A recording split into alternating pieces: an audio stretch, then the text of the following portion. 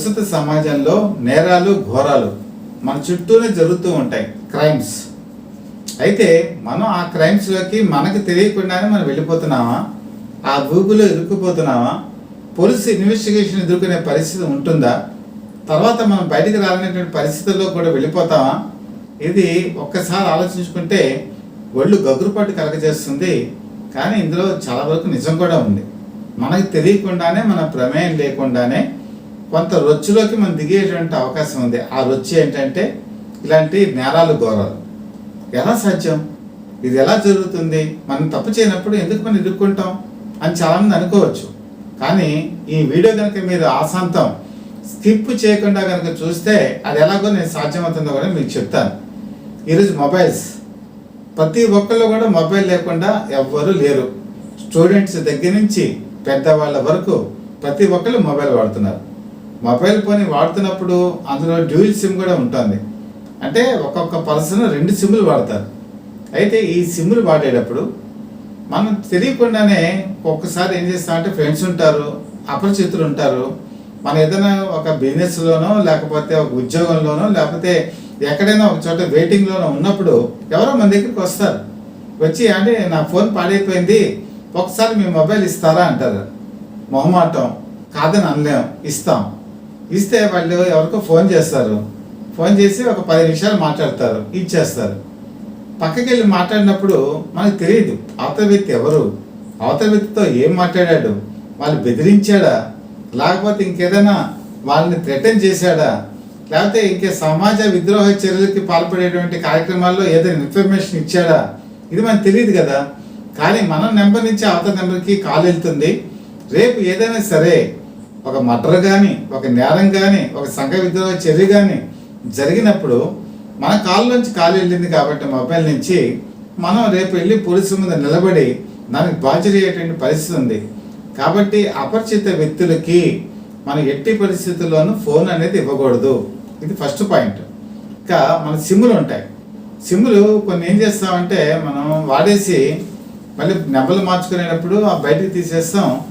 దాన్ని సాధ్యమైనంత వరకు ఎవ్వరికి కూడా ఇవ్వకుండా ఉండాలి.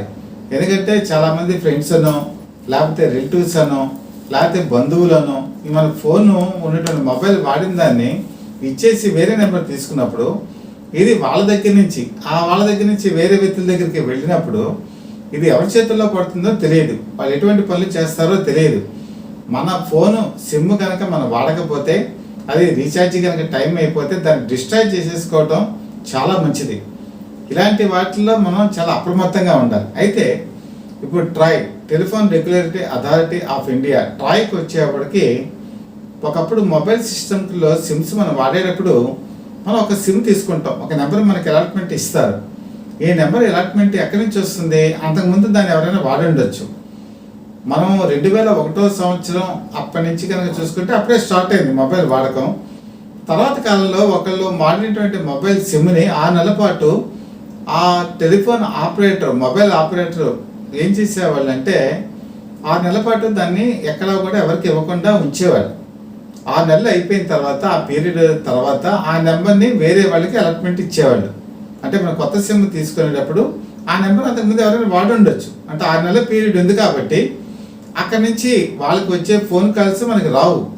కానీ ఇప్పుడు మారుతున్నటువంటి పరిస్థితుల దృష్ట్యా ఈ మొబైల్ ఆపరేటర్స్ సంబంధించి సిమ్ ఆపరేటర్స్ ఎవరైతే ఉంటారో వీళ్ళు ఏం చేస్తున్నారంటే 3 నెలలు మాత్రమే పీరియడ్ తీసుకుంటున్నారు. 3 నెలలు కనుక ఎవరైనా రీఛార్జ్ చేయకపోయినా, పోస్ట్ పెయిడ్కి సంబంధించి బిల్స్ పే చేయకపోయినా వాళ్ళు ఏం చేస్తారంటే అక్కడితో డిస్కనెక్ట్ చేసేసి 3 నెలల తర్వాత ఆ నెంబర్ని వేరే వాళ్ళకి అలాట్మెంట్ ఇస్తారు. ఈ 3 నెలల కాలంలో చాలా షార్ట్ పీరియడ్.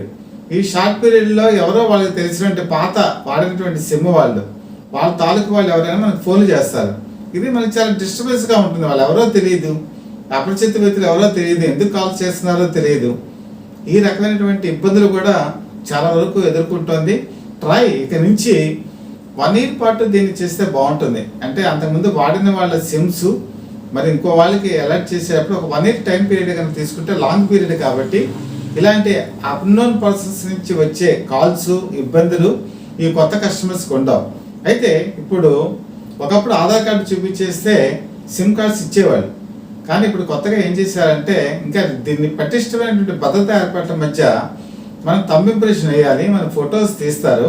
తీసిన తర్వాత మనకి ఆ నెంబర్ని మనకి అలాట్మెంట్ యాక్టివేట్ చేస్తారు. కానీ దానికి ఒక రూల్ ఉంది. మనం ఒకే రోజున 2 సిమ్ని యాక్టివేట్ చేసుకోవచ్చు. ఆధార్ కార్డు, ఫొటోస్ ఇవన్నీ చూపించి మనం ఒక కార్డు తీసేసుకుంటాం, ఒక నెంబర్ని, సిమ్ని.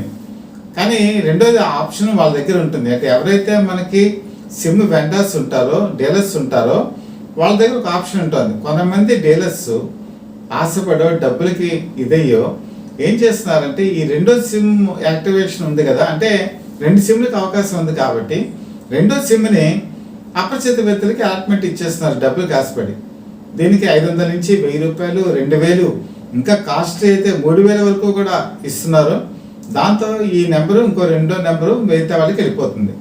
ఇలాగా ఆంధ్రప్రదేశ్లోను, తెలంగాణలో ఈ 2 రాష్ట్రాలు, ఇంకా భారతదేశం అంతా కూడా జరుగుతుంది. మన తెలుగు రాష్ట్రాలు కాబట్టి చెప్తున్నాను. లక్షలాది సిమ్ములు బయట వ్యక్తులకి వెళ్ళిపోతున్నాయి.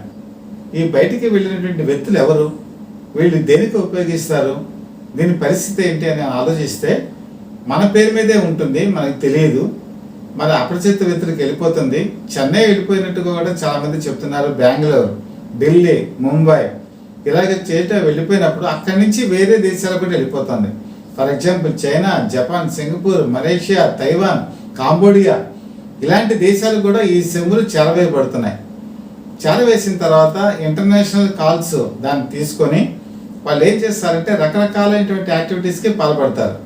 ఫర్ ఎగ్జాంపుల్ సైబర్ క్రైమ్స్ చూసుకుంటే ఈరోజు క్రెడిట్ కార్డ్ నెంబర్లు తీసుకోవటం, డెబిట్ కార్డ్ నెంబర్ ఐడెంటిఫై చేయటం, మన బ్యాంకుల నుంచి డబ్బులు తస్కరించడం, తర్వాత ఇంటర్నేషనల్గా బెదిరించడం, కొంతమందిని వీడియో కాల్స్ చేసి నగ్నంగా న్యూడ్గా అమ్మాయిలు చూపించి అవతల వాళ్ళని రికార్డ్ చేసి బెదిరించడం, ఇలా మనం సైబర్ క్రైమ్స్ చాలా చూస్తున్నాం.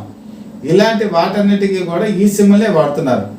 ఈ సిమ్ముల్లో ముఖ్యంగా ఈ క్రెడిట్ కార్డుకి సంబంధించినటువంటి ఓటీపీలు కనుక్కోవటం, తర్వాత డబ్బులు తస్కరించడం, ఒక 25 లక్షల నుంచి 30 లక్షల వరకు సంపాదించుకున్న తర్వాత ఇంకెక్కువ అమౌంట్స్ కూడా వాళ్ళు ఏం చేస్తారంటే ఒక సిమ్ని ఒక 15 రోజుల పాటు యూజ్ చేసి తర్వాత డిస్కనెక్ట్ చేసేస్తారు. తర్వాత దాన్ని ధ్వంసం కూడా చేసేస్తారు. అంటే ఇంకా దాని సిమ్ని వాడరు. ఇలాంటి సిమ్ములు ఏమవుతాయంటే రేపు ఈ కంప్లైంట్లు వస్తాయి, రైజ్ అవుతాయి. సైబర్ క్రైమ్స్లో ఎప్పుడైనా సరే మోసపోయిన వాళ్ళు ఏం చేస్తారంటే చివరికి సైబర్ క్రైమ్ ఆఫీస్కి వెళ్ళి అక్కడ కంప్లైంట్ ఇస్తారు, ఆన్లైన్ కంప్లైంట్ కూడా ఇస్తారు. ఇచ్చిన తర్వాత వీటిని ఐడెంటిఫై చేసే ప్రాసెస్లో మరి పోలీసులు ఇన్వెస్టిగేషన్ చేస్తారు అసలు సిమ్ ఎక్కడి నుంచి వచ్చిందని. ఈ సిమ్లు కనుక చూసుకున్నప్పుడు చాలామందికి తెలియదు. దీన్ని బట్టి మనకి అర్థమయ్యే విషయం ఏంటంటే మన ప్రమేయం లేకుండా మన సిమ్ములు వేరే వ్యక్తుల్లోకి వెళ్ళిపోయి సంఘ విద్రోహ చేతుల్లో పడితే వాళ్ళు చేసే పనులకి మనమే బాధ్యత అవుతాం. దీని నుంచి బయటపడాలంటే పెద్ద ప్రాసెస్. పోలీసులకి వాళ్ళు ఇన్వెస్టిగేషన్ చేస్తారు, వాళ్ళకి సమాధానం చెప్పుకోవాలి. మనకి చాలా బిజీ లైఫ్ ఉంటుంది, పర్సనల్ లైఫ్ ఉంటుంది, మనకి సమాజంలో ఒక రెప్యుటేషన్ ఉంటుంది. ఈ రెప్యుటేషన్ దెబ్బతినకుండా మనం వాళ్ళకి సహకరించి మనకు తప్పు లేదు అని నిరూపించుకోవాల్సిన పరిస్థితి ఓ విధంగా మనకి చేస్తే మనకే బాధాకరం, మన కుటుంబ సభ్యులు కూడా చాలా బాధాకరం. అలాగే ఇంకొక ఈ ఇంటర్వ్యూని ముగించే ముందు మీరు ముఖ్యంగా గమనించవలసిన విషయం ఏంటంటే మొబైల్ ఇంతాక నేను చెప్పినట్టు మన ఫ్రెండ్స్కి కానీ రిలేటివ్స్ కానీ అపరిచిత వ్యక్తులకు కానీ సాధ్యమైనంత వరకు ఇవ్వకుండా ఉంటే మంచిది. ఈవెన్ భార్యాభర్తల మధ్య కూడా ఈ సీక్రెట్స్ అనేది ఉండటం ఇంకా మంచిది. ఎందుకంటే ఈరోజు హిడెన్గా పెట్టేటువంటి సాఫ్ట్వేర్స్ చాలా ఉన్నాయి. ఈ సాఫ్ట్వేర్స్ ఏంటంటే మనం ఎవరితో మాట్లాడుతున్నాం, ఏం మాట్లాడుతున్నాం అని చెప్పేసి మొత్తం కూడా స్పై టెక్నాలజీ ఉపయోగించి ఒక 10,000 కనుక మనం కనుక పెట్టుకుంటే ఈ స్పై టెక్నాలజీ అవైలబిలిటీ అవుతుంది. ఈ స్పై టెక్నాలజీ హస్బెండ్ వైఫ్ మీద ఉపయోగించవచ్చు, వైఫ్ హస్బెండ్ మీద ఉపయోగించవచ్చు, లేదా ఒక కంపెనీ వాళ్ళ ఉద్యోగులకు ఇచ్చినప్పుడు ఈ స్పై టెక్నాలజీ పెట్టే ఇవ్వచ్చు. కాబట్టి మనం ఏదైనా సరే మొబైల్లో మాట్లాడే ప్రతి విషయం విత్ కెమెరా ఎవిడెన్స్తో కూడా సహా వాళ్ళకి వెళ్ళిపోతుంది. అంటే స్పై కెమెరా టెక్నాలజీ ఉన్న వాళ్ళు మన కెమెరాను కూడా వాళ్ళు కంట్రోల్లోకి తీసుకుంటారు. కాబట్టి ఏదైనా సరే ప్రైవసీ అనేది ఈరోజు లేదు. మొబైల్స్ వాడేటప్పుడు ప్రైవసీ అనేది లేదు. మనం మొబైల్స్ని సాధ్యమైనంత వరకు ఎంత లిమిటేషన్గా మనం వాడుకొని ఎంత చక్కగా ఉపయోగించుకొని చక్కటి సంభాషణలతోనే ముగించుకుంటే అంత మంచిది.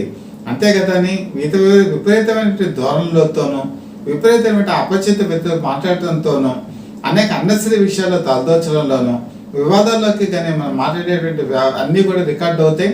కాబట్టి యువత, ముఖ్యంగా ప్రేమికులు కానీ లేకపోతే మామూలుగా మెచ్యూర్డ్ పర్సన్స్ కానీ వీడియో కాల్స్ చేయడం కానీ, వీడియో కాల్స్లో ఈ బట్టలు తీసుకొని చాలామంది అసభ్యకరమైనటువంటి వీడియోస్లో కూడా వాళ్ళు ఆనందం పొందుతున్నారు.